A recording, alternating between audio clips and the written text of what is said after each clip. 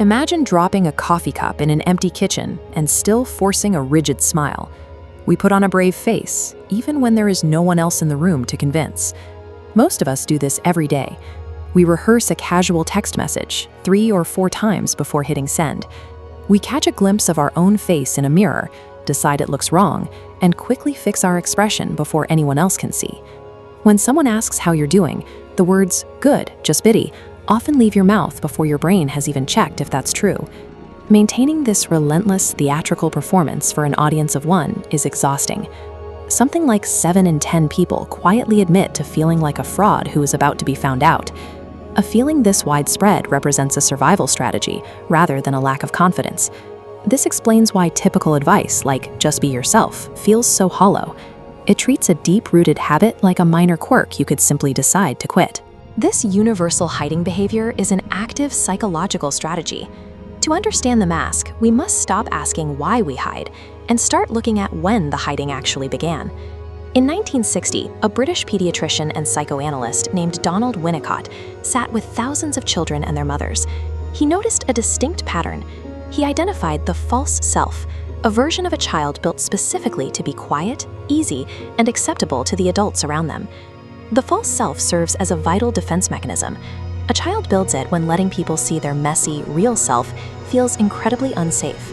Over time, this temporary survival tool hardens into permanence. Eventually, we completely forget we are the ones holding it up.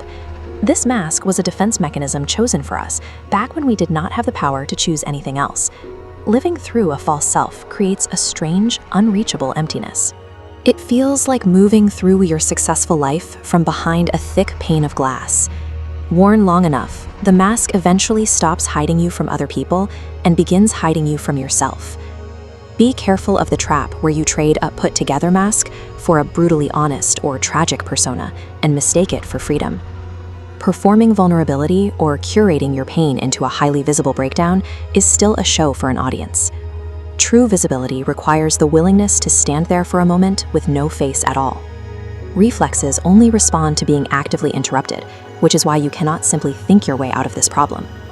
The first step is to notice the exact moment your rehearsed "I'm fine" begins loading up in your brain. When that happens, let the mask slip on purpose. Say one small, true thing instead, like admitting you aren't doing great. Then comes the hardest part. Do not fix it, soften it, or laugh it off. Stay in the discomfort that follows. This practice allows the messy self that already exists to finally be witnessed.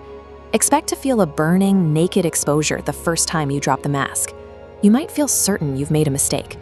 That sharp emotional flinch is the ache of an unused muscle moving for the very first time in years.